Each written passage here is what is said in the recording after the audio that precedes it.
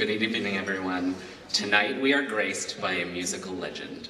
Alan Menken, winner of multiple Oscars, 8 of them, the most awards won by any composer.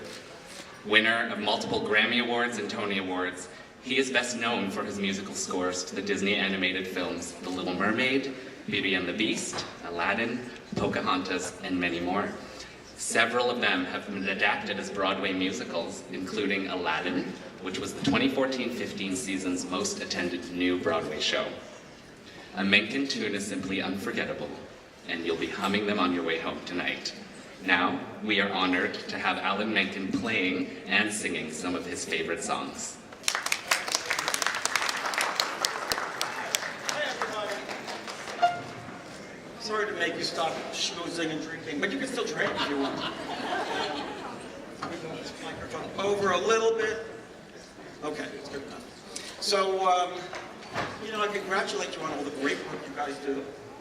And let me regale you with some of what I do. You preserve landmarks, and in a way, we preserve musical theater landmarks.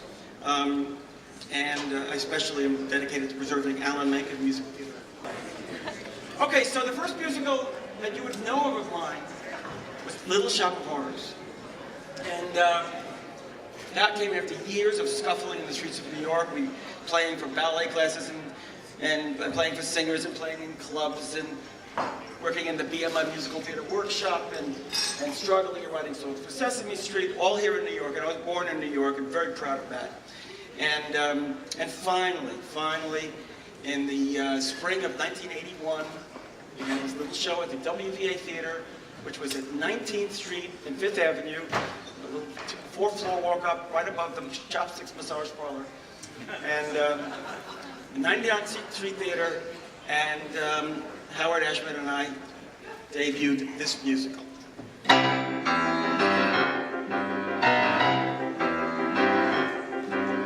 Little shop of horrors, little shop of terror, call a cop. Little shop of horrors, and no, oh no.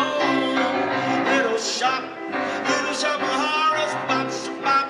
You'll never stop the terror, watch them drop. Little shop of horrors, and no, oh no. I know Seymour's the greatest, but I'm dating a semi-sadist, so I got a black eye on my arms and a cast. Still, that Seymour's a cutie. Well, if not, he's got inner beauty. And I dream of a place where we could be together at last. A matchbox of our own, a fence of real chain link, a grill out on the patio, dispose all in the sink, a washer and a dryer and an ironing machine, in a tract house that we share, somewhere that's green. Alarm goes off at 7 and you start uptown. You put in your 8 hours for the powers that have always been, till it's 5 p.m. Then you go downtown where the folks are broke. You go downtown where your life's a joke. You go downtown when you buy your toke. Then you go home to Skid Row, home to Skid Row. Yes, you go downtown where the cabs don't stop. Downtown where the food is slop. Downtown where the hopheads flop in the snow. Down on Skid Row. Uptown you cater to 1,000,000 jerks. Uptown your messengers and mailroom clerks. You're eating all your lunches at the hot dog carts. The bosses take your money and they break your hearts. And uptown you cater to 1,000,000 whores. You disinfect the rats on the bathroom floors. Your morning's tribulation afternoons and curse. And 5 o'clock is even worse. Lift up your head, wash off your mascara. Here, take my Kleenex, wipe your lipstick away. Show me your face, clean as the morning. I know things were bad, but now they're okay. Suddenly Seymour is standing beside you. You don't need no makeup, don't have to pretend. Suddenly Seymour is here to provide you sweet understanding, sweet understanding, sweet understanding. Seymour's your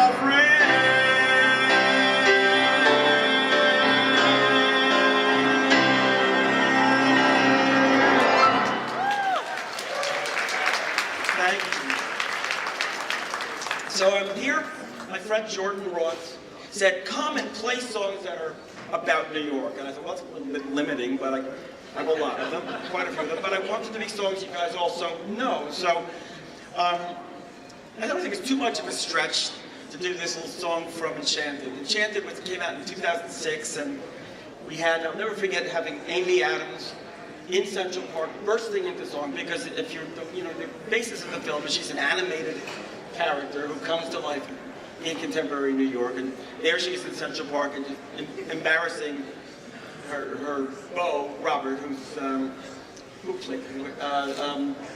Mr. McDreamy, Dr. McDreamy. What's his name? Dempsey. Patrick Dempsey, thank you. And this is the song that she sings in Central Park. How does she know that you love her? How do you show her you love her? How does she know that you really, really, truly love her? How does she know that you love her? How do you show her you love her? How does she know that you really, really, truly love her? It's not enough to take the one you love for granted. You must remind her, or she'll be inclined to say, how do I know he loves me? How do I know he's mine? Well, does he leave a little note to tell you you are on his mind? Shed the yellow flowers when the sky is gray. Hey, he'll find a new way to show you a little bit every day. That's how you know. That's how you know he's your love. You got to show her you need her. Don't treat her like a mind reader. Each day do something to lead her to believe you need her. Everybody wants to live happily ever after.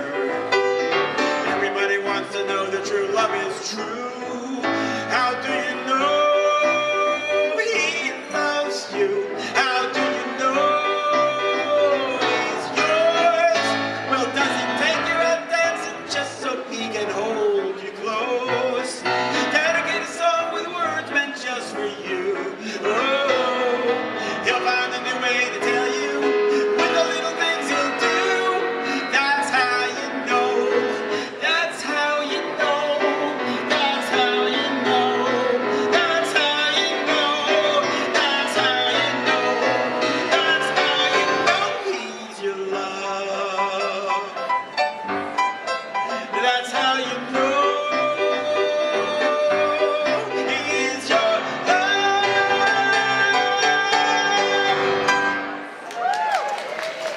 Thank you. So, you know, every one of my shows on Broadway has always been a surprise to me. I never expected to end up having 8 productions on Broadway. But what I'm going to do is kind of do a medley of those shows. And I'm going to start with my first show that came to Broadway was Beauty and the Beast. And this is from Beauty at Palace Theater, 1994. Critics gave us a kind of a tough time when we opened. 14 years later, we were still there.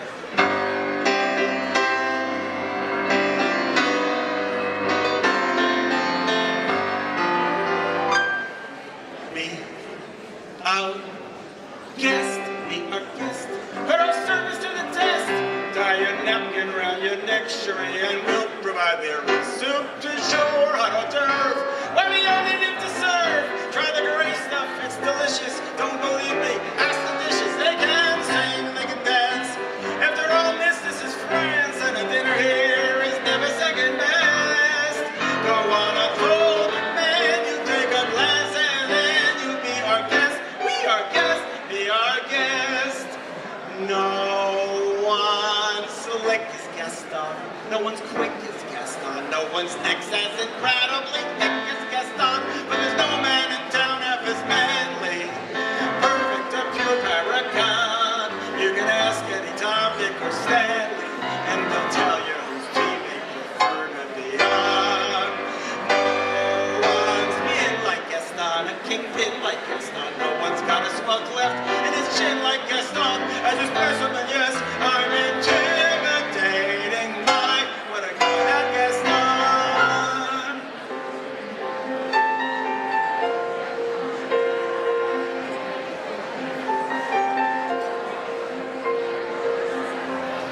Tale as old as time, true as it can be. Barely even friends, then somebody bends unexpectedly. Just a little change, small to say the least, both a little scared, neither one prepared. Beauty and the Beast, ever just the same, ever a surprise, ever as before, ever just as sure as the sun will rise. And in '94, that same year, we had a Christmas Carol, came to Madison Square Garden, ran actually for 10 years at Madison Square Garden.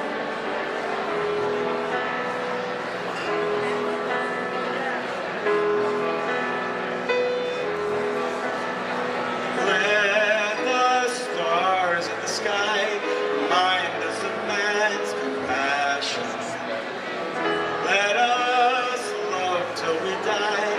God bless us, everyone. In your heart, there's a light as bright as a star in heaven. Let it shine through the night. God bless us, everyone. Till each child is fed, till all men are free, till the world becomes a family. Star by star above, kindness by human kindness. Light this world with your love. God bless us, everyone. And in 2008, at the Lunfontaine, we opened The Little Mermaid.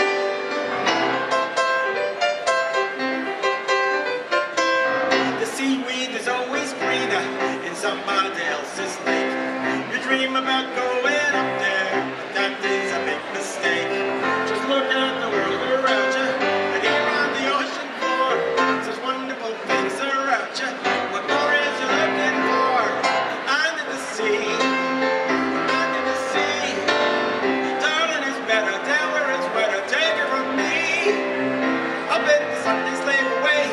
Up in the sun, they slave away. While we devote full time to floating under the sea.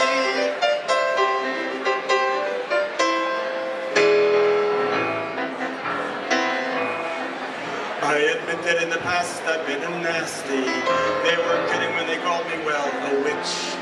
But you'll find that nowadays I've mended all my ways. Repented, seen the light and made a switch. True, yes. And I fortunately know a little magic. It's the talent that I always have possessed. And here lately, please don't laugh, I use it on behalf of the miserable, lonely, and depressed. Pathetic, poor, unfortunate souls in pain, in need. This one longing to be thin and that one wants to get the girl, and do I help them? Yes, indeed.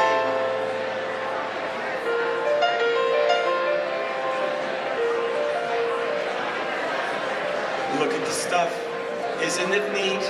Wouldn't you think my collection's complete? Wouldn't you think I'm the girl who has everything? Look at this trove, treasures untold. How many wonders can one cavern hold? Looking around here, you think, sure, she's got everything. I got gadgets and gizmos aplenty. I got who's its and what's its galore. You want thingamabobs? I got 20. But who cares? No big deal. I want more. I want to be where the people are. I want to see them dancing, walking around on those, what do you call them? Oh, feet. Flipping your fins, you don't get too far.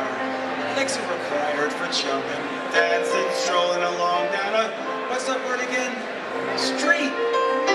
Up where they walk, up where they run, up where they stay all day in the sun, wandering free. Wish I could be part of that world. In 2011, I had a show open on Broadway that I was so proud of. We opened the same year as Book of Mormon, so a little fell between the cracks for a lot of people. It was called Sister Act. Really proud of it.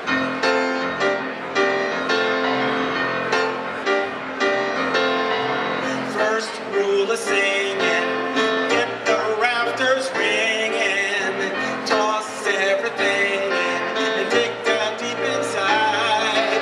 When you got a song worth hearing, there's one thing to do.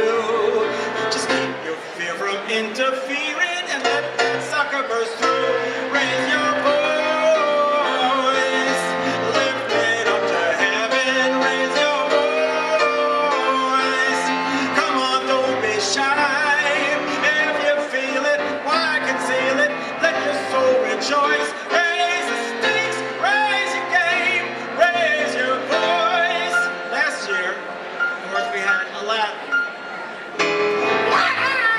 Oh my,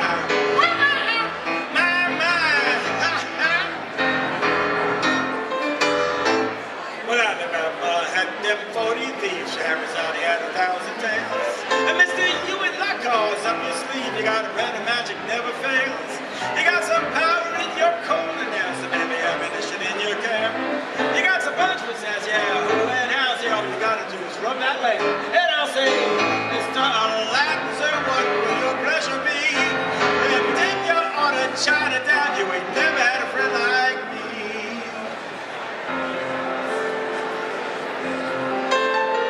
I can show you shining, shimmering, splendid. Tell me, princess, when did you last let your heart decide? I can open your eyes, take you wonder by wonder, over sideways and under, on a magic carpet ride, a whole new world, a new fantastic point of view. No one to tell us no, where to go. Say we're on the train, the whole world, a dazzling place I never knew. But now from way up here, it's crystal clear. Now I'm in a whole new world with you. I'm gonna end with a song from Newsies. It's kind of appropriate. A pair of new shoes with matching laces, permanent box and the sheets and faces. Johnny on live with the sour pickle, personal was on a wooden nickel. Look at me, I'm the king of New York. Suddenly, I'm respectable, staring right at your nose in with stature. Now in with all the muckety mucks, I'm blowing by going, going the lux, and there I be. Ain't I pretty? It's my city. I'm the king of New York.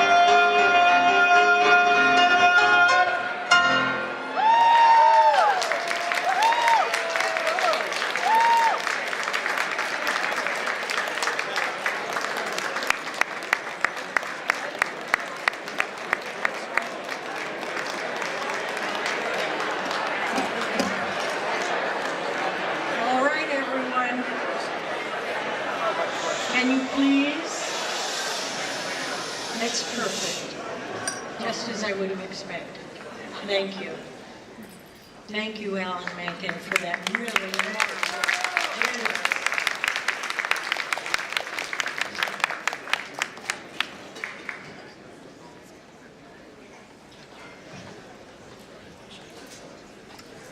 Welcome to each and all of you, lovers of art, architecture, history, and New York City.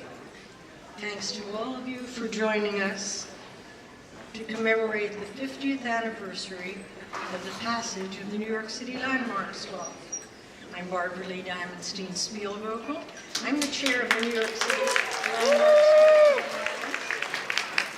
a lively and diverse consortium of 177 member organizations, 177 and still growing.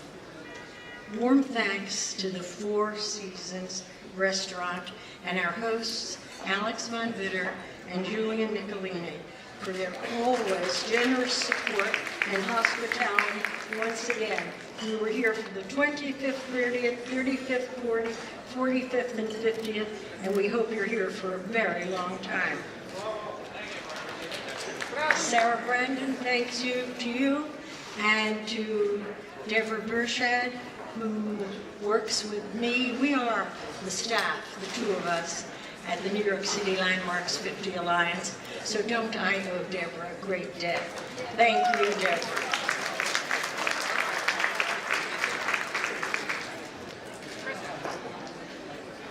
This building was finished in 1959 and declared an interior landmark in 1989. We like to keep it that way. There was a time not so long ago that several owners back were considering transforming it into a car showroom. So every thought is possible. But landmark designation is founded on a simple and enduring idea. People need historic places. Landmark buildings and landmark spaces offer us perspective, a sense of identity, and memories. They shape our experience, and most of all, provide us with an awareness that some things last longer than mortal existence. New York City's iconic skyline and distinctive, I think I should put my glasses on.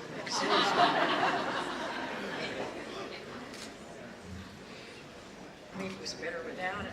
New York City's iconic skyline and distinctive neighborhoods have a special ability to summon feelings of civic identity and pride. Too often, during the last 50 years, we've lost legendary landmarks that cannot be replaced. The Pulitzer Prize-winning critic Paul Goldberger called the destruction of Pennsylvania Station the single worst act of vandalism that this city has ever seen, saying it was a building that died so that others may live.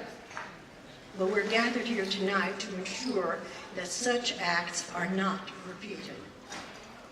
Our understanding of the built and natural environment has deepened during this period. We've seen the evolution of preservation from a relics-oriented pursuit of the privileged few to a vibrant activist grassroots movement dedicated. Your husband ordered this. He takes orders from you. Thank you. From a relics-oriented pursuit of the privileged few to a vibrant activist grassroots movement dedicated to preserving the varied histories of our city, honoring the past without neglecting the future, and embracing opportunities for creative change.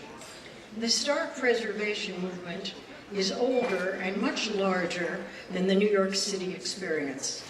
More than 100 years before the 1965 creation of the New York City Landmarks Commission, the oldest national preservation organization in the United States, was formed in 1858 when the ladies of Mount Vernon decided to save the house of George Washington. And in fact, New York City was not the first municipality to adopt preservation legislation in the United States. That honor went in 1931 to Charleston, South Carolina. However, the first publicly owned historic site in the nation was in New York State. George Washington's headquarters in Newburgh, New York, and the first historic preservation college program was established in 1964. There are many proud graduates out there at Columbia University. Now there are at least 48 such graduate programs in our country. Here, we have been home to some of the most imaginative and creative acts of adaptive reuse as well. The first agenda item on the newly formed Landmark Commission's calendar 50 years ago was 425 Lafayette Street, the former Astor Library, and then the Hebrew Immigrant Aid Society, and then a moribund building till a publicly minded, culturally oriented citizen called Joe Papp decided to do something about it. So it was designated on October 14th, 1965. The building reopened 2 years later as the Public Theater. We know what a difference it has made, both downtown and in the park. We can't live without free Shakespeare in the park. So when it opened 2 years later, it opened with a groundbreaking new musical, Hair. 50 years later, with Chorus Line and other wonderful productions in between, they are now presenting the remarkable hip-hop, historically faithful musical Hamilton. Another one of most widely acclaimed and imitated examples of adaptive reuse is the High Line, a 1.45-mile elevated section of a disused, in fact an abandoned, railroad spur that has been transformed a little more than 10 years ago into an exciting public greenway that now has 5 million visitors a year, and a very exciting neighborhood that has grown around it, including the opening of the new Whitney Museum next week. I think these examples demonstrate that successful economic development does not require only brand new construction. These projects and others are evidence that the appropriate recognition and protection of the built environment creates economic value, revitalizes neighborhoods, fosters beauty, and neighborhood pride.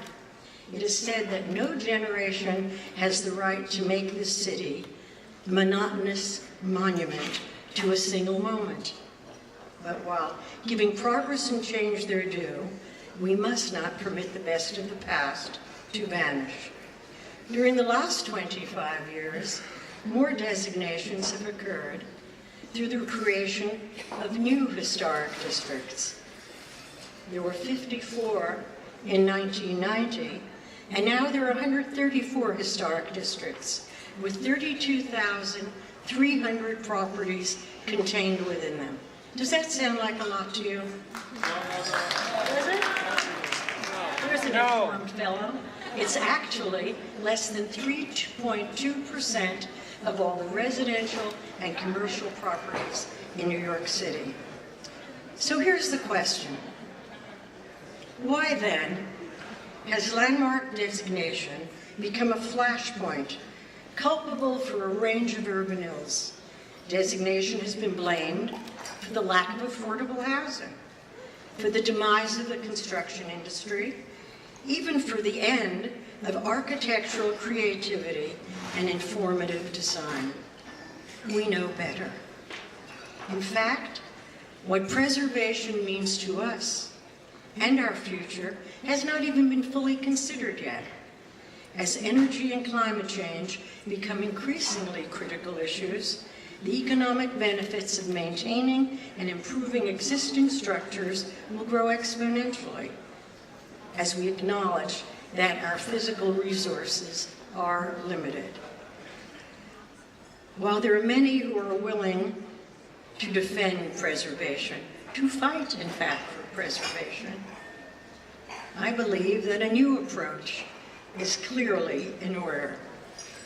We need to create a culture of collaboration rather than of confrontation, to share our commitment to our legacy with all New Yorkers. We need to engage concerned groups, each with their own interests and responsibilities. We must engage them to work together. It is long past due that we begin to reason together to initiate constructive engagement in acts of urban civility and discourse. We need to talk to each other, and we may find that our commonalities are greater than our differences. By reaching out to realtors and judges, doctors and historians, scientists and athletes, bankers, dancers and musicians, essayists and poets, artists and architects, bike riders, runners and rowers, to all New Yorkers who follow their dreams, to work together. Because then we can build bridges of understanding that go beyond the built environment. We can develop policies and create initiatives. So what I ask of each of you tonight, please get involved in whichever way you choose. We are faced with very deep and complex questions. We not only invite your participation, we need it. And now, it is my pleasure and privilege to introduce the First Lady of New York.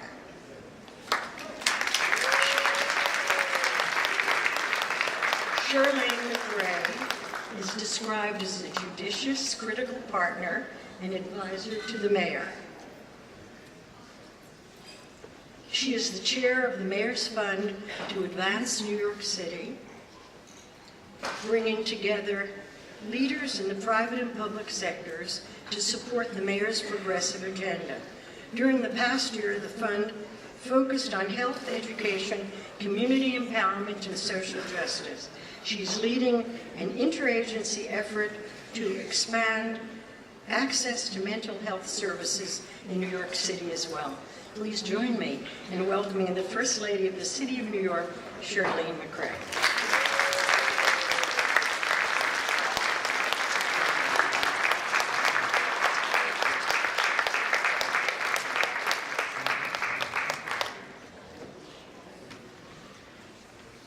Good evening, everyone. Good evening. Barbaralee, thank you so much for that introduction, and thank you for everything that you do to help New York City remain a city of neighborhoods. That is just one of your many accomplishments. And I think it was about a year ago, but it feels like yesterday when we were sitting out on the porch at Gracie and with Gabrielle, and we were talking about your work and your dreams for the city. And let me tell you, some people you can sit with and talk with for an hour and not have a clear sense of what they want and what they want to do. That's not Barbaralee. Barbaralee came to me with a list. A list and a calendar. She knows how to think. She knows how to think big. And I really appreciate her common sense approach to what we need to do in this city, and her values, and the way she thinks about the character and personality of our neighborhoods. So thank you, Barbaralee.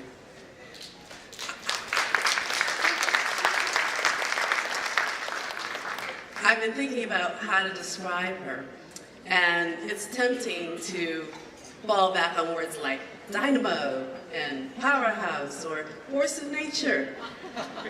But none of them fully capture the energy of Barbaralee as I have experienced her. She has made preservation of our city's treasures her life's work. She has reshaped both the cultural and physical landscape of her beloved home, and New Yorkers are so lucky to have her as a neighbor. So on behalf of the mayor and all of New York City citizens, I praise her for all of her extraordinary achievements. Please, give her a hand.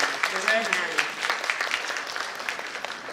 And I have so much gratitude for NYC Landmarks50 Alliance for putting together this lovely golden gathering. It's really beautiful. I can't think of a better way to commemorate the 50th anniversary of New York City's Landmarks Law and the Landmarks Preservation Commission. A half century after its founding, the Commission is more important than ever, and it is doing more than ever. Our terrific chair, Meenakshi Srivasan, will speak later, so I will let her brag about how much they've accomplished under her leadership. But I can't resist this opportunity to share how excited I am about the Commission's commitment to preserving landmarks in all 5 boroughs. Just yesterday, the Commission extended landmark status to the Stone Avenue branch of the Brooklyn Public Library in Brownsville. Opened in 1914, yes, give it a hand. Opened in 1914, it was the first public library devoted to children in the world. Can you believe that? In the world. And it's still a pillar of the Brownsville community where every landmark like this is precious and needs to be preserved. Now, in the years to come, the Commission will continue working with New Yorkers in every neighborhood to protect our streetscapes and ensure that the city remains a gorgeous mosaic. Which brings me to our next speaker, the man who coined that term, gorgeous mosaic, and a man who is very special to me and my family. As many of you probably know, Bill and I met while we were working for Mayor Dinkins. But our gratitude to this great man goes well beyond his matchmaking skills. Mayor Dinkins, his ideals, have guided both our life and our work. And because Bill is not here tonight, he's out of town, so I can safely say that Mayor Dinkins is my favorite mayor. So ladies and gentlemen, please welcome Mayor David Dinkins.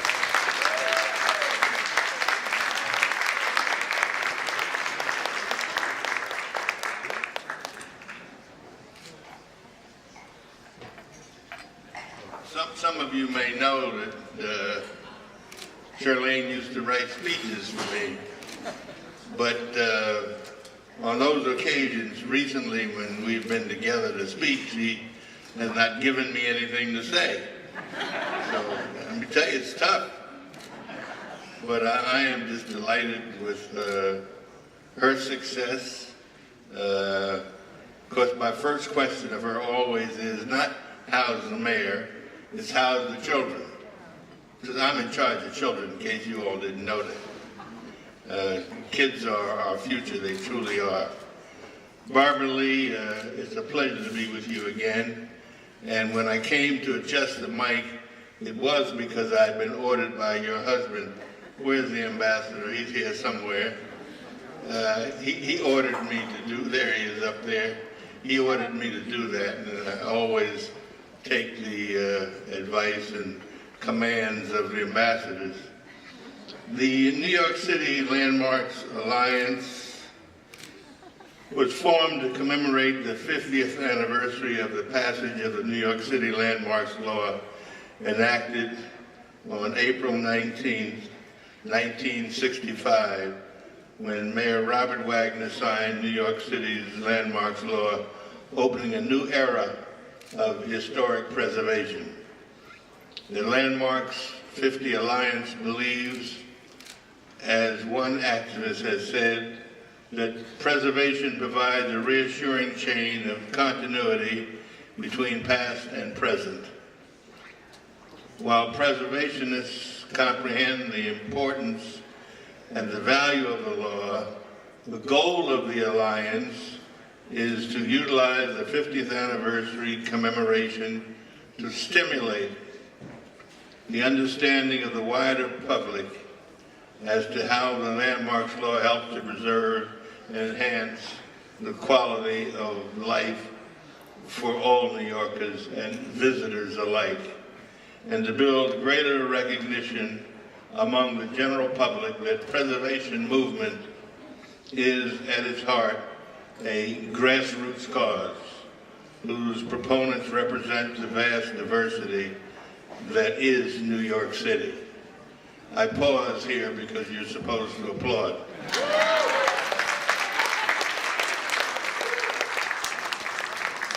It is a completely voluntary collective that brings together these working in the public and private sectors to inform and educate the public schools before preservation in New York City.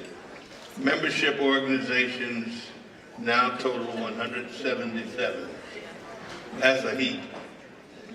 Now, I just want to add, as I conclude, that imagine my pride in 1991 when I was privileged to head this city, when we discovered the African burial ground, and I was able to do those things requisite to see to it that it will forever be hallowed ground, and we have done that.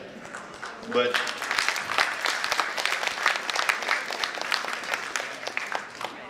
and you know, Barbaralee has also come up with the notion of living landmarks.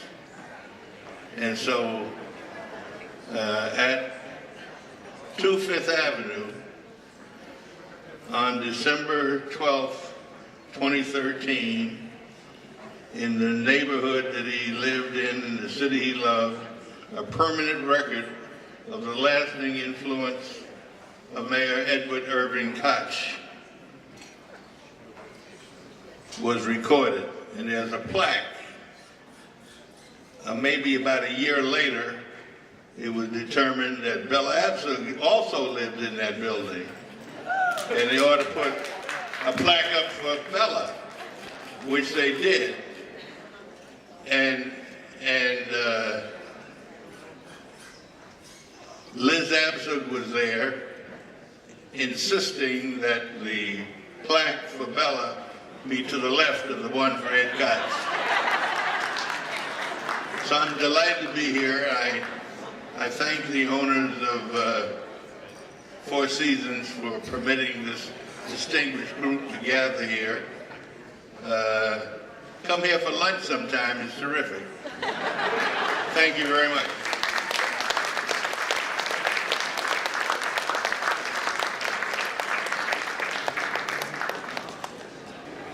Now I'm going to introduce the multi-talented Fran Lebowitz, celebrated for her crackling satire and thought-provoking wit. Fran is a renowned social observer, a contributing editor at Vanity Fair, as well as a regular member of the International Best Dressed list. She appeared on the TV series, for those of you who are not aware of it, Law and Order, as Judge Janice Goldberg from 2001 to 2007. After that, in 2010, she was the subject of a Martin Scorsese documentary entitled Public Speaking. The perfect segue, Fran Lebowitz.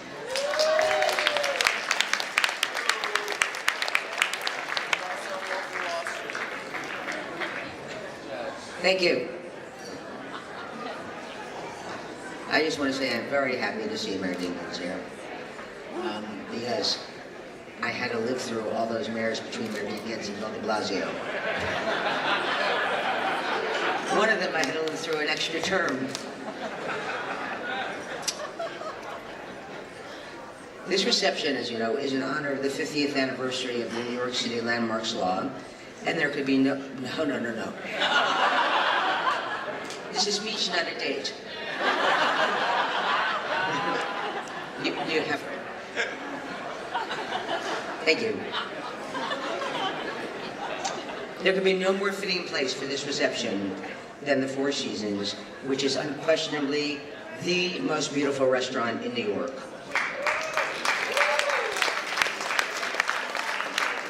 And it is also one of New York's most beautiful public places, period. Before you balk at the use of the word public in this context, I'll explain to you what I mean. I used to be on a committee at the New York Public Library. Quantify. You have to quantify. Most visible restaurant in New York City, you have to quantify it. Because you know what? It's very important. Very important. Sorry, I'm Julia, by the way. I know who you are. I never thought of you as a heckler, however. Thank you.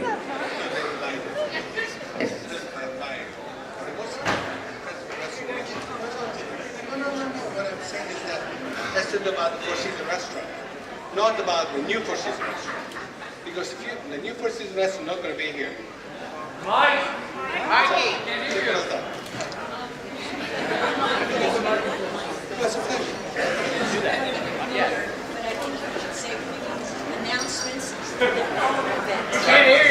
No. We are totally delighted that you have said such wonderful things about the Four Seasons restaurant. But since we are not going to be here after 2016, I don't think the Four Seasons is going to exist. Is that correct? No, that's a fact, not fiction. So, thank you. Thank you. I'm going to explain to you my use of the word public in this context. I used to be on a committee at the New York Public Library, the sole purpose of which was to hold one fundraising lunch a year. This, of course, necessitated 3 meetings a year. And at one of these meetings, a difference of opinion erupted over how to use the money that would be raised. I wanted to use the money. At this time, there were a lot of budget cuts to the library, and every time there were a lot of budget cuts to the library. And the library, which had previously been open in the evenings, was now closing at 5 p.m. So I suggested that the money be used to keep the library open later. Mrs. Astor felt the money should be used for the preservation of the print collection. Everyone else wanted whatever Mrs. Astor wanted. I argued very, very politely with Mrs. Astor by pointing out that when the library closed at 5 o'clock, people who worked could not use the library. Mrs. Astor pointed out, not that politely, that I clearly didn't understand how important the preservation of the print collection was. I pointed out very, very politely and very reasonably, I summed it up by saying, but Mrs. Astor, people have to be able to come here, and they can't come here if it closes at 5 o'clock. After all, Mrs. Astor, it is called the New York Public Library. And she said, Miss Leibowitz, that means it's open to the public. It turns out they actually still own the land under the public library. It's owned by the Astors. So the Four Seasons is also open to the public in somewhat of the same way. I know that one of the purposes of the New York City Landmark50 Alliance is to convince the public that historic preservation is important to everyone and not just to the people actively engaged in it. Funnily enough, this is actually true. Because although relatively few people look at buildings, everyone, whether they know it or not, sees them. Everyone is affected by the built environment. It literally forms the lives of the people of the city. New Yorkers, as you know, are very possessive of their city. And every New Yorker believes that he owns things that he doesn't even rent. Every New Yorker has his deli, his coffee shop, his dry cleaner, Many have my table in my restaurant. I myself have a few tables in a few restaurants, even though I own no tables in no restaurants.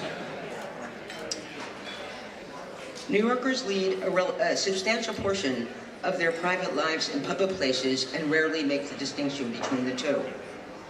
Many of us become outraged by the demolition of buildings that we merely walk past, as outraged as if there was a demolition of our own homes. Penn Station. People are still furious about the demolition of Penn Station, including hundreds of thousands of people who are never even in it. And all of these people are right. This, of course, has always been the case. This has always been the history of New York. It's always been driven by real estate, never by architects. But occasionally, by mere chance, architecture prevails. I was once in a restaurant with Jerome Robbins at his table when we were approached by a man who asked us to sign a petition to keep them from tearing down Lever House. We signed the petition, and as the man walked away, Jerry turned to me and said, "You know, I'm pretty sure I signed a petition to keep them from putting up Lever House." That's New York. It is now my pleasure to introduce to you the Manhattan Borough President, Gail Brewer. Manhattan Borough President Gail Brewer has been a long-time and tireless supporter of New York City neighborhoods and New York City landmarks. Highly effective as City Council representative of the Upper West Side and Northern Clinton.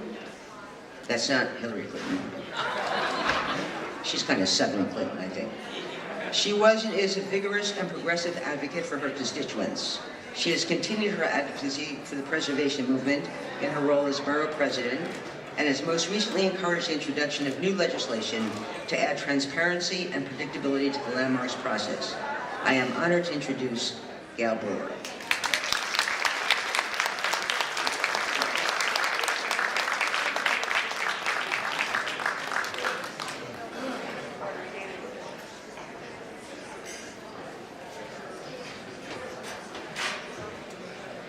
Thank you very much. It's an honor to be introduced by you, and thank you, Barbaralee. There are so many stories about Barbaralee, but one of them is how practical she is in bringing us all together. But also I remember not too long ago we were trying to put a plaque for Miles Davis on West 77th Street. And only in New York would the following happen. She got the plaque, we had the music, we had the jazz, we had the people, but the building had a violation on it, so we couldn't put the damn plaque on the building. Only in New York City. So we kept going. And then Barbaralee had another great idea, which is she wanted to put like a welcome to New York 50th anniversary of landmarks on an island in Manhattan. You know, not Manhattan Island, but one of those islands out in the rivers. Well, it turns out that the grass is endangered, the birds are endangered, everything's endangered on the island, and so we can't put anything on the island. So we're going to try something else. But that's why I love Barbaralee, because she always has innovative ideas, and if they don't work out, she goes to the next idea. And that's kind of what a New Yorker is all about. We have to keep figuring out what works, and that's why I love all of you, because you keep plugging along on all these different issues. And certainly, as Barbaralee said so eloquently when she spoke, for whatever reason, preservation is a challenge, not something that I understand, because to me, it's the soul and the guts of our city. And just 1 minute just to talk about some of the things that are happening. I know that many of us care deeply about South Street Seaport and East Midtown, and just in those two areas where I think context matters. So we formed the Seaport Working Group, and our guidelines that we worked with endlessly with a diverse group of people, including the city, stress the importance of the Seaport to our collective history and the sense of place, and the importance of the Seaport Museum. And they explicitly state in the guidelines that we came together to decide on that preservation should be a guideline on which any development is judged, and I strongly believe that. And I'm working with the city and with Councilmember Dan Garodnick on East Midtown, and thanks to all of you and to the great work of Barbaralee, there is a real understanding that as we are moving to figure out how East Midtown should be developed, that we have to be creative, but we have to realize how important the landmarks are to the effort and to the development.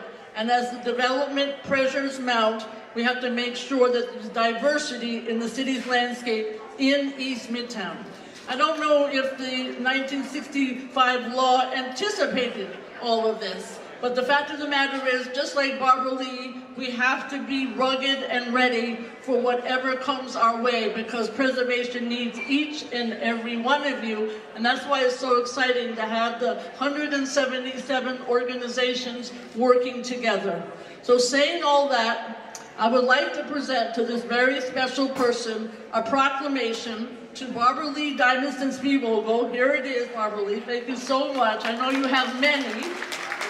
But she has been the driving force behind the NYC Landmarks Alliance, as we know. She has a passion for historic preservation. Since Robert Wagner signed the landmark law on April 19, 1965, New York has seen the designation of almost 1,400 individual landmarks, never enough, 115 interior landmarks, 10 scenic landmarks, 109 historic districts. Now 135, excuse me. She has worked tirelessly, as we know, a convener of some of the city's most revered preservationists. Now, therefore, I, Gail A. Brewer, do hereby commend Barbaralee Diamonstein-Spielvogel on her contributions to the city and proclaim Wednesday, April 15, 2015, Barbaralee Diamonstein-Spielvogel and NYC Landmarks50 Alliance Appreciation Day in the Borough of Manhattan. Thank you very much.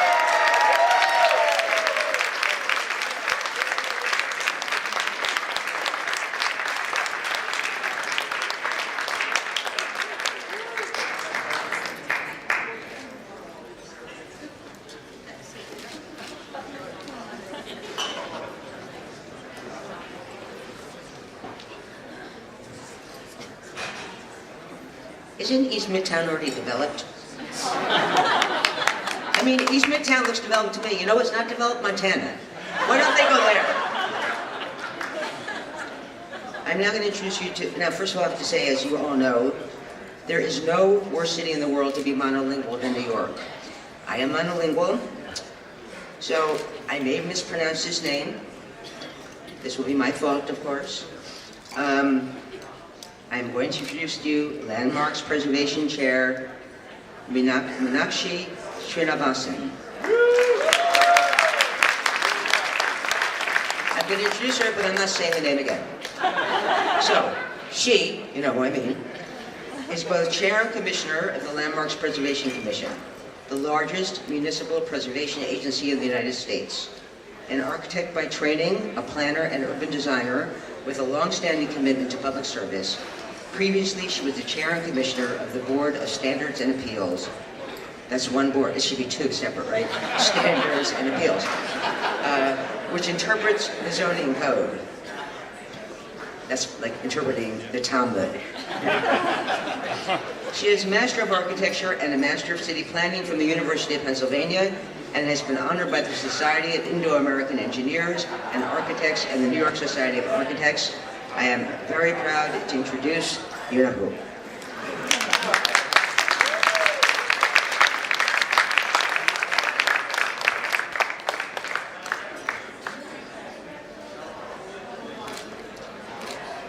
Thank you so much, Fran. The pronunciation is perfect. Many thanks to Madam Borough President Brewer for her unwavering commitment for preservation, to former Mayor David Dinkins, who has been a champion for many important preservation causes, and of course our First Lady of New York, Charlene McCray, who's a true inspiration to all New Yorkers. I'd like to thank Barbaralee Diamonstein-Spielvogel for hosting this amazing event, which pays tribute to the 50th anniversary of New York City's Landmarks Law. She should be congratulated for her many years of service as a Landmarks Preservation Commissioner, and for her exemplary accomplishments in educating the public and our city's history and cultural heritage. So, congratulations.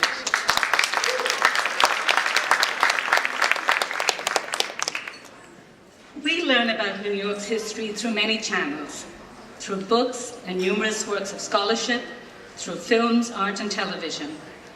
However, the most tangible, resonant, and probably the most indelible is through our protected, historically significant buildings and neighborhoods.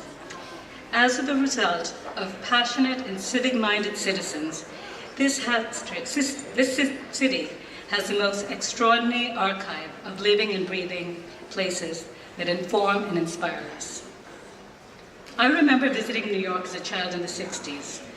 I'm dating myself. And feeling excited to see Radio City Music Hall, Rockefeller Center, and the Empire State Building. And for the next 20 years, while I was in India, I was able to revisit these iconic buildings and areas through books, photographs, and films. But nothing can compare to experiencing these places in person. I never imagined then that I would be given this tremendous privilege of protecting the very buildings and neighborhoods that instilled so much on me as a child. This year marks the 50th anniversary of the Landmarks Preservation Commission, a commission I am proud to lead and take into the next 50 years. Since the commission was founded, over 33,000 buildings and sites have been protected under the Landmarks Law. Since my appointment, the commission has protected close to 1,700 buildings through designations, including the Stone Avenue branch of the Brooklyn Public Library, Town and Village Synagogue, Central Ridgewood, Chester Court, and Crown Heights North historic districts, and we intend to vote on the Riverside Drive, West End Avenue Historic District in June. Just yesterday, we calendared We're thrilled. Just yesterday, we calendared the Mount Morris Park Historic District extension in Upper Manhattan.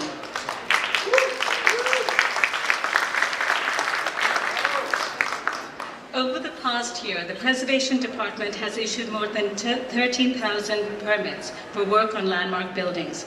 And now the Commission's work, our designation reports, our application materials, and our Commission decisions are easily available through our website to people in their homes. These initiatives reflect the agency's commitment to its mission to protect and preserve our architectural and cultural resources in every corner of the city. This record of achievement is possible thanks to the ongoing efforts of numerous preservation advocates and community groups, and many of them are here today.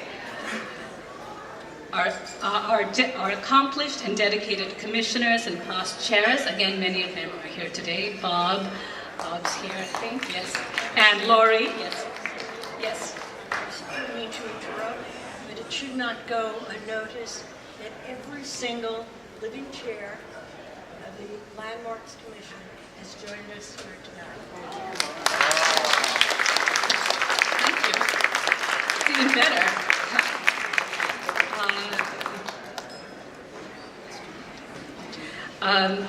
The chair and the commissioners who truly have been inspirational, part and parcel of everything that the commission has done.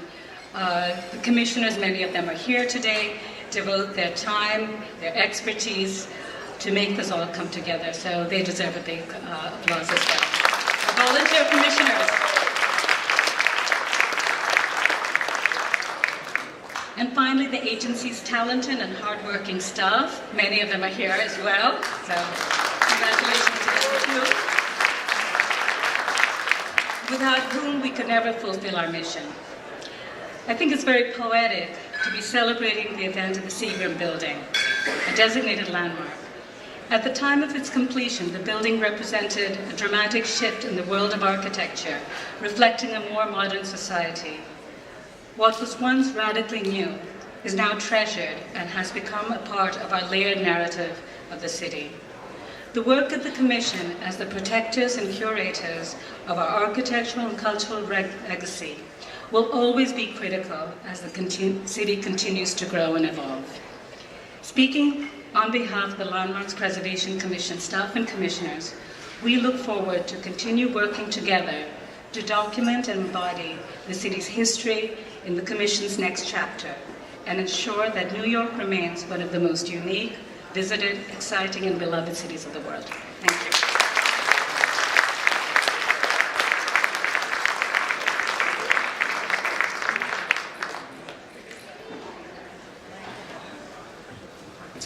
Thank you. And thank you for pronouncing Fran correctly.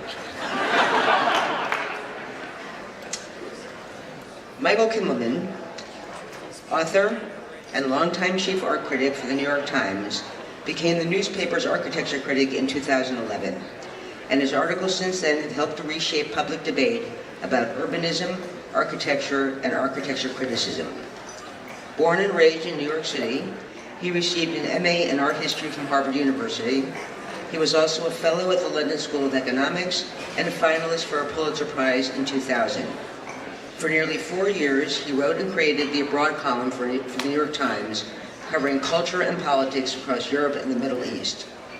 A regular contributor to the New York Review of Books, he is also a talented pianist.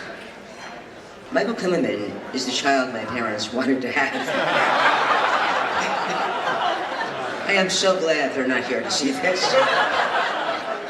He is so talented, by the way, that he still performs as a soloist in New York City and Europe. Ladies and gentlemen, Michael Kimmelman.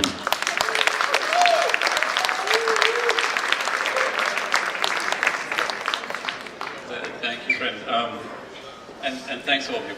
By the way, I'm glad you mentioned the library, which I wasn't going to mention, but we should all remind ourselves here on an entirely different subject that New York City public libraries, the branches are open less than most public libraries in major cities around our country, including Detroit. So you were fighting the good fight. But we're here to discuss something else tonight, and I'm honored to, we can, I suppose, but I'm honored to join all of you in celebrating really one of the signal achievements in New York's history. I've just come from tinkering with a review of the new Whitney Museum downtown. I'm not giving anything away to tell you that the new Whitney is a lot bigger than the old Whitney on Madison Avenue, the one Marcel Breuer designed. Many of you here will recall proposals over the years to expand Breuer's building. The museum back then was really desperate for more space. It made all sorts of pleas to the public and the city that were inevitably mixed up with economic benefits from tourism and with sustaining New York's cultural primacy. Michael Graves, Rem Koolhaus, and Renzo Piano came up with expansion schemes, one after another which got shot down by preservationists, neighborhood opponents, and others. Whatever you may think of the new Whitney building that Piano has cooked up, I suspect most of you would agree that it's a very good thing Breuer's building survived those earlier schemes. It's actually astonishing to me, unless I'm mistaken, that the Breuer building isn't a landmark today. Because I think it's such a pitch-perfect building, and I think plenty of artists and art people would agree. It's a great work of finesse and practicality and muscle and genius, and a message to Metropolitan Museum of Art and those others here who will deal with this. It shouldn't be tampered with.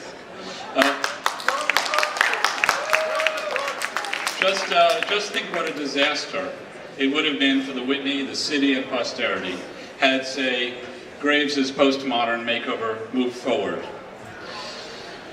Rejecting expansion thwarted some powerful interests and delayed the Whitney, but ultimately resulted in a far better and more progressive outcome for the museum and the city.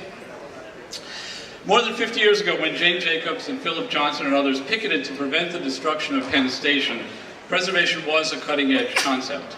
It's the tendency of all movements, once they become established, to ossify, to turn obstructionist. I grew up going to the Hayden Planetarium, that endearing, out of this world 1930s pavilion by Trowbridge and Livingston. And like some ardent preservationists, I was filled with sadness and nostalgia when it got torn down to make way for the Rose Center for Earth and Space. The Rose Center is not an endearing building, but let's be honest, the Hayden Planetarium was a dump. And time marches on. I wrote several years ago for the New York Review, actually, about a memoir of Shea Stadium, where I had also spent some unforgettable days in my childhood. Shea was a soulless, windswept, very badly designed facility, but I loved it. In order to love something, the memoir's author, Dana Brandt, wrote, "It helps if it is not state-of-the-art and super cool. It helps if there's something pitiful, bedraggled, disappointing, and fallible about it. You have to root for it to do well. You have to put it in first place yourself, in your heart. It can't come into existence looking as if it deserves to be in first place." Those are touching sentiments which make a highly unorthodox argument for preservation. That said, Citi Field is definitely a better stadium than Shea, and now a new generation of kids is filling it with their memories and disappointments, mostly disappointments, and dreams. So, change can be good and nostalgia bad. New Yorkers, after all, are closet sentimentalists. Now the Frick Collection is contemplating an expansion. It's a beloved institution. Every true-blooded adult New Yorker wants it to thrive. It would be tragic and, for city officials, a lasting shame if the museum squandered its reputation and spoiled its glory by getting this wrong. Decades ago, the Frick admirably hired a very important landscape architect, Russell Page, to devise a modest garden on a site adjacent to the museum, where museum officials envisioned future growth. The garden ended up being quite lovely, the only complete work by Page in the city. Those Frick officials might not have wanted anything permanent and valuable, but sometimes a baby is left on our doorstep, and what are we to do? In recent years, one museum after another has expanded calamitously. Look at MoMA. The Frick's home is a great but fragile landmark, which sets a high bar for any architecture added to it. I want to know what that architecture will look like. I haven't seen it yet. The question for city and museum officials is not whether the museum has the right to evolve, but whether there might not be, as with the Whitney, better alternatives given time and thought. I know there are. I think we're at a great transitional moment when ideas about preservation are broadening. We are coming to celebrate that it's not just buildings that need to be preserved, but also sometimes the spaces between them. That architecture is not sculpture, but is part of a whole urban ecosystem of streets and parks and neighborhoods whose best qualities must be safeguarded. Exceptional examples of landscape architecture are no less worthy of preservation than exceptional buildings. We don't want to freeze development, of course, especially in a city whose vitality has always derived from its constant evolution and restless energy. It used to be that when old buildings got torn down, people had faith that better buildings would replace them. Then around the middle of the last century, trust in change faded. I would guess there isn't a single sane soul who would argue today for preserving the current Penn Station and Madison Square Garden, even though they're older than McKinley and White Station was when it was demolished.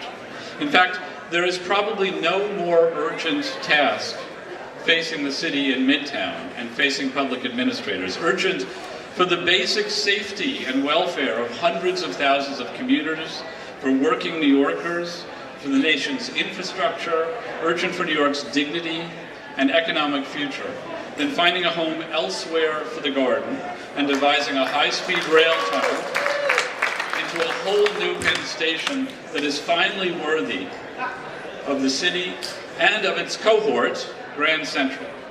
3 decades ago, the Supreme Court decision that spared Grand Central did more than save an architectural wonder. It preserved the equivalent of the civic commons, the shared space of a political democracy. This is the true business of the landmarks law.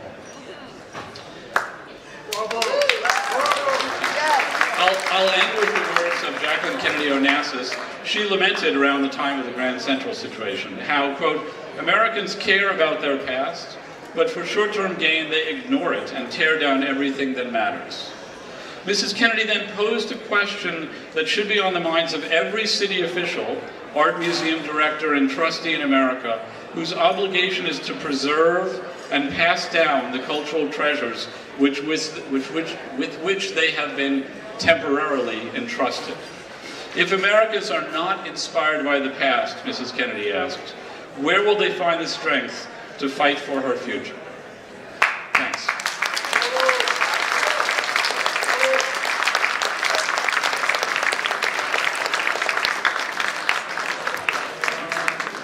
Thank you. Don't you think that Whitney would be really a good partner for me? Lots of walls for books. Can't see out of it. Robert A.M. Stern is actually the only person up here that I know. You might be wondering, where did Fran meet Bob Stern? And you might not believe me when I tell you, on a bicycle trip.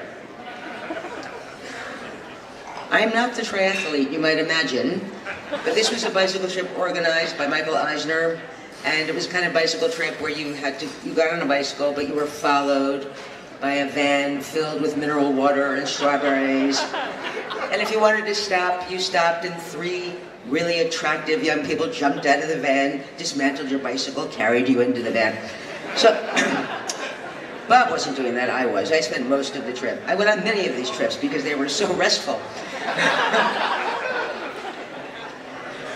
So, Robert A.M. Stern is, as you know, a celebrated architect, designer, curator, writer, professor, and preservationist. He is the dean of the Yale School of Architecture, a fellow of the AIA, a recipient of the New York Chapter's Medal of Honor. Their President's Award in 2000. He won the President's Award in 2001, and many other well-deserved honors and awards. As founder and senior partner of Robert A.M. Stern Architects, he personally directs the design of each of the firm's projects, which include 220 Central Park South, Schwarzman College at, this is another language I don't speak, Chinese, something University in Beijing, the George W. Bush Presidential Library. What does that mean? What's in the George W. Bush Presidential Library? Is it very tiny, Bob? Well, it's good because he must have had to go there. It's good to go to a library at least once in your life. The widely admired and discussed and record-breaking 15 Central Park West in Manhattan, and currently 2 new residential colleges for Yale University. What's not mentioned in this introduction, which was provided for me by Barbaralee, is his seriously important publishing ventures. Bob Stern's books about New York are a central and permanent part of the culture of the United States. And very nicely, Bob has sent me all of his books. But funnily enough, Bob has sent me none of his apartments. Ladies and gentlemen, Robert A.M. Stern.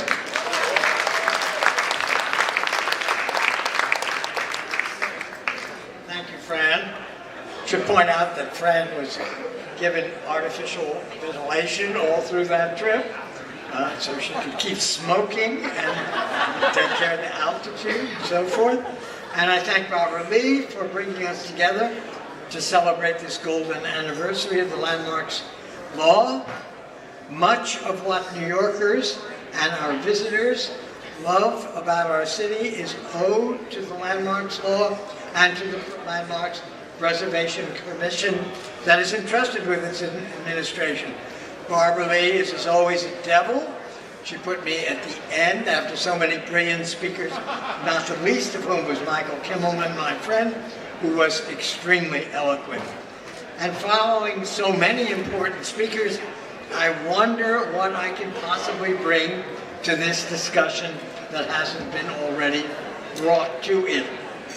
However, I'm never at a loss for words, so as we congratulate the Commission, and I'm also a little bit of a spoilsport, and as the preservation movement as a whole, I'd like to ask that we not be quite so Pollyanna.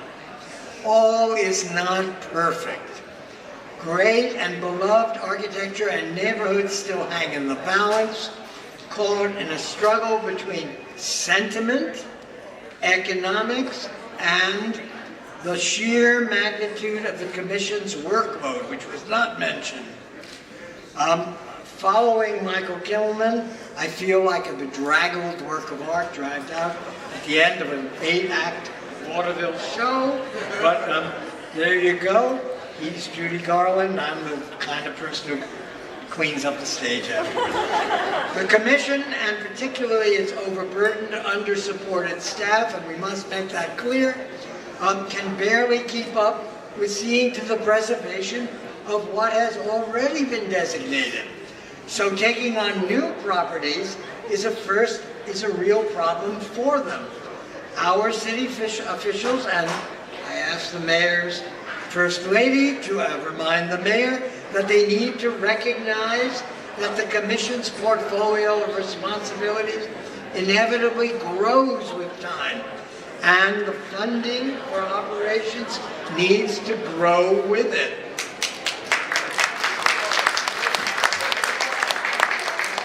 We are in the midst of a boom, with great buildings being developed and designed by world-class architects. As these great new buildings are being built, future landmarks are being created. Consequently, I'm happy to say that historic preservation in our city is a never-ending movement into the future, with a continuing need to adjust its focus. History teaches us that the art of the recent past is often viewed with disdain.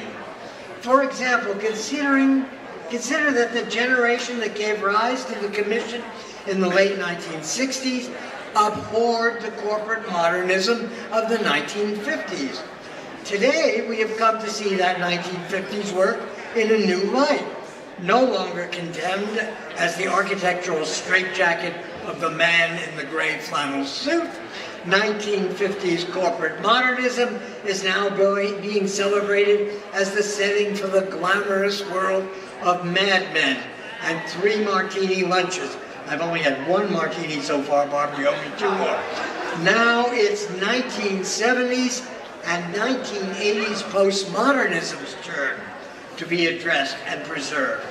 For many preservationists, this period is hard to accept, as high Victorian Gothic was to our grandparents' generation, and academic classicism was for the architects and others of the post-war era raised on the thin gruel of stylistic modernism. But we preservationists must accept what is significant, no matter our personal preferences. A word about significance, a term enshrined in the Landmarks law, a term that begs continual redefinition. Significance must trump both individual taste, marketplace pressures, and political expediency. Our responsibility is to hold on to as much of the significant past as we can, especially the recent past, to ensure that it's still here for future generations to rediscover and treasure. For landmarks purposes, significant, I want to emphasize, is not just a matter of aesthetics, but of community values and cultural associations. I know I'm in dangerous waters, but I believe the preservation movement has become complacent and lacks its old fiery kick. I miss the passion of the early preservation movement. That passion needs to be rekindled, and we preservationists must take more risks, fighting for the survival of our city's diversity as we did in the preservation movement's infancy. We must remain continually on our guard.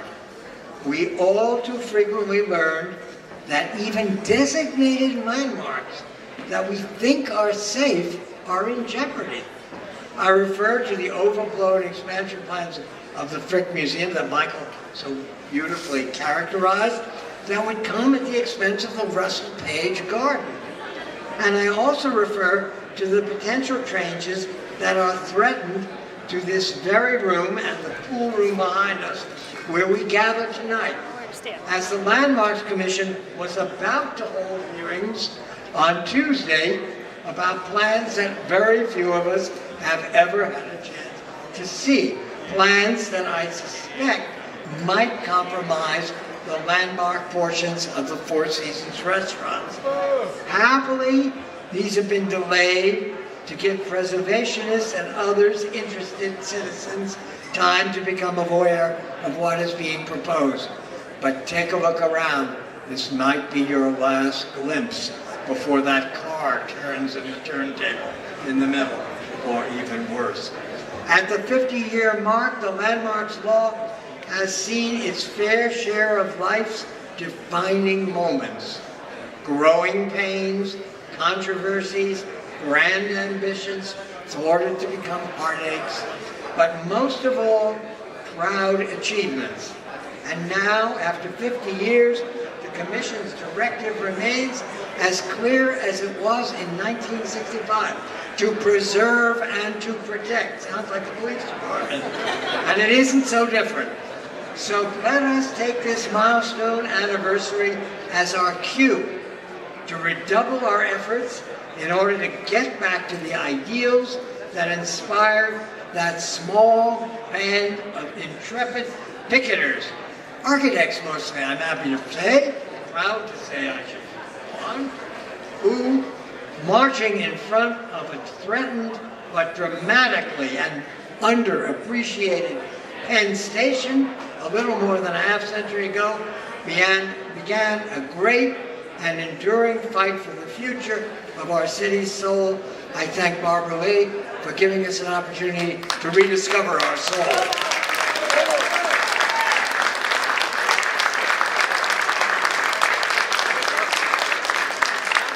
She said I'm the devil. You bet.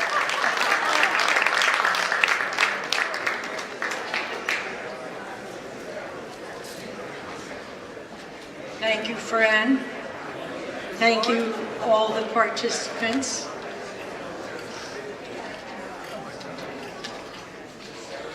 And thank you, an audience filled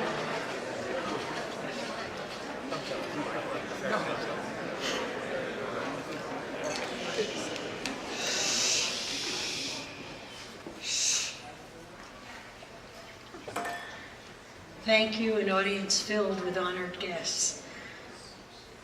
It would not be appropriate to call each of your names, but thank you for all you've done for our city and for your profession. But I do have to make mention of one person whose son is here tonight, and that is the late Massimo Vignelli, who was not only a brilliant designer, but did so much for landmarks. All of the street signs that I created were created by Massimo Vignelli. All of the historic district markers that I created were designed by Massimo Vignelli. All of the cultural medallions that David Dinkins was referring to were designed by Massimo Vignelli, plus about 12 of my books and 15 of my exhibitions. His memory lasts for many of us. Thank you for joining us, Luca.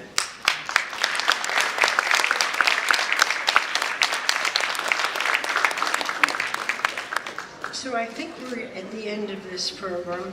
Take heart. I think you are more courageous than some have given credit for. And I think it was a wonderful evening, and you all helped to make it so.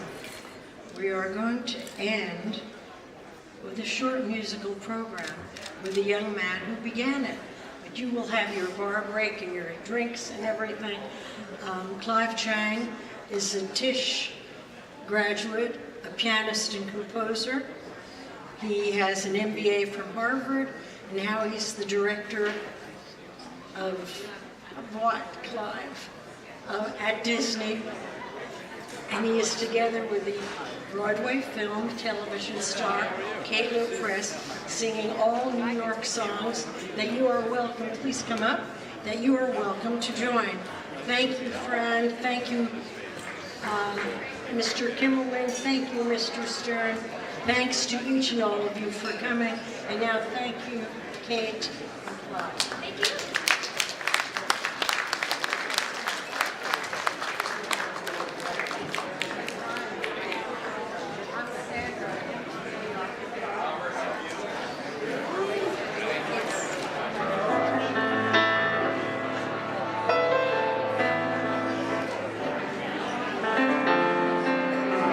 Some folks like to get away, take a holiday from the neighborhood. Have a flight to Miami Beach or to Hollywood. But I'm taking a Greyhound on the Hudson River line. I'm in a New York state of mind.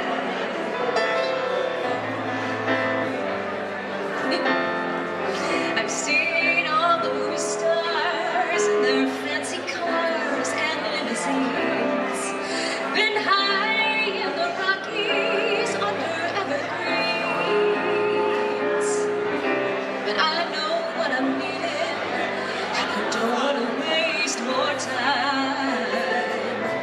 I'm in a New York state of mind.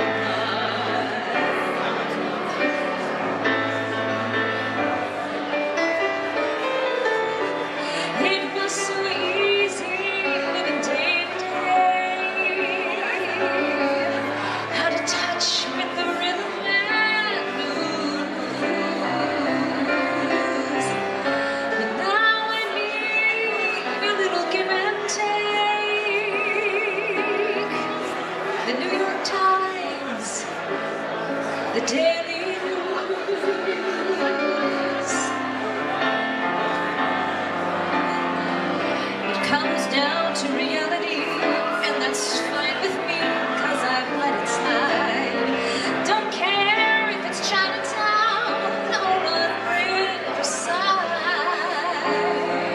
I don't have any reasons, I've left them all behind. I'm in a New York state of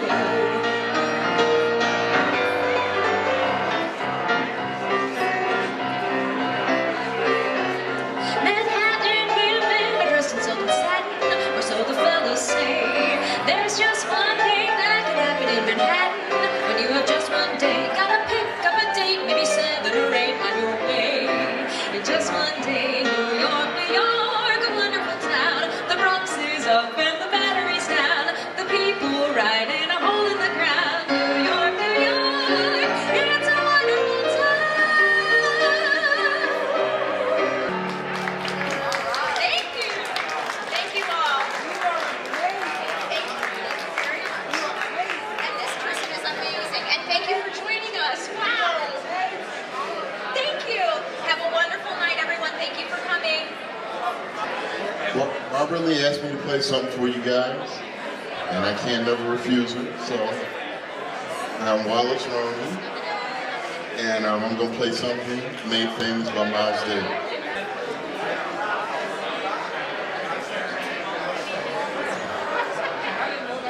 I want to say one thing. To those of you who love jazz music, there are musicians, and then there is Wallace Roney. You honor us by being here tonight.